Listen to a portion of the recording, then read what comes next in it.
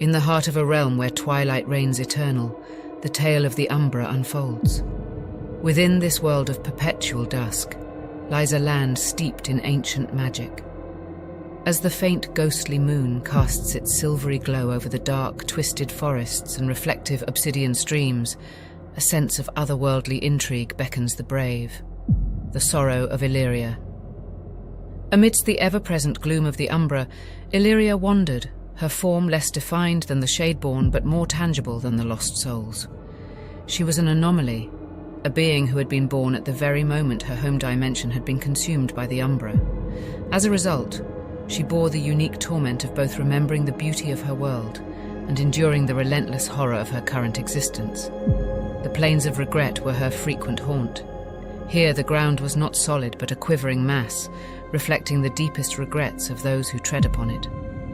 For Ilyria, every step was a reminder of her lost world, of the vibrant sunsets, the laughter of her kin, and the melodies of the wind. One fateful evening, as the darkness seemed to press in even more oppressively, Ilyria was drawn to a particular spot on the plains. The ground there pulsed more intensely, and from it emerged the Mirror of Despair. This cursed artifact had the power to show its viewer their most traumatic moments, not as mere memories, but as vivid, tangible experiences. Compelled by a force she couldn't resist, Ilyria looked into the mirror. She was instantly transported back to her world's final moments. She felt the warmth of the sun on her skin, heard the distant laughter of children, and smelled the fragrant blossoms that filled the air. But this idyllic scene was soon shattered. The sky darkened as the tendrils of the Umbra began to seep into her world. She watched in horror as her kin were consumed by the shadows, their screams echoing in her ears.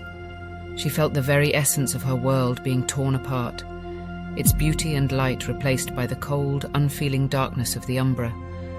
When the vision ended, Ilyria was left kneeling on the plains, tears of shadow streaming down her face.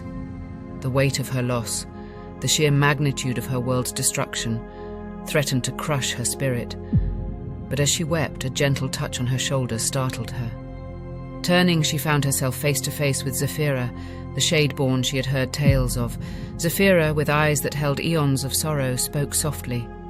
"You are not alone in your pain, Ilyria. The Umbra may be a realm of dread, but even here there are those who understand, who share in your grief."